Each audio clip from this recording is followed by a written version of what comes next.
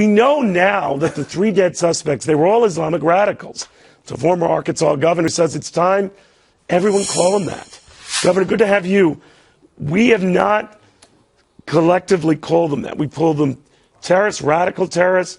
We have not, that is, out of the president, Islamic radical terrorists. What do you make of that? When Eric Holder goes to Paris today, I wonder if he's going to try to suggest that what happened at Charlie Hebdo was actually workplace violence. This is a government of our own that has had a very difficult time coming to grips with the fact that we are at war with Islamic terrorists. When you employ the word jihad, you're employing a religious word direct from the Quran. Am I saying that every Muslim in the world is a jihadist and is a terrorist murderer? Of course I'm not. But we need more people to be straightforward and honest and say that you have to know your enemy, you have to understand what his end game is. And in the case of Islamic radicals, the end game cannot be resolved peacefully or rationally because these are not peaceful, rational people. And let me be very clear. If your war is a religious war and you believe that, in the words of the Blues Brothers, you're on a mission from God, and that mission is to kill everybody that doesn't agree with you, then you can't negotiate. You either kill them or they're going to kill you. That's the only options that you have with people who believe that God wants them to kill everybody who doesn't agree with them. Now, Governor, President Hollande had said that he is not out to stigmatize Muslims by going on, I guess, a search and weed them out mission in Muslim neighborhoods. What did you make of that?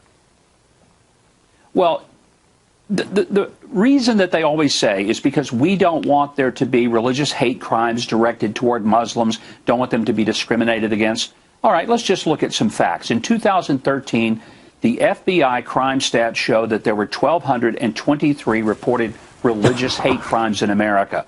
Of those, 13.7% of them were directed toward Muslims. Neil, 60% of the religious hate crimes in 2013 were directed toward Jews. So we don't have an issue in America with people going out and beating up Muslims because they're mad at terrorists. That just isn't so. So why are we creating this false canard and pretending that we're just so sensitive and we want to hurt anyone's feelings?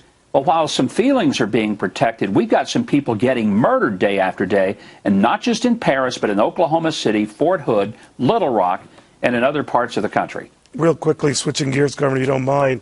Mitt Romney told some financial donors in New York he just might run for president. What do you make of that?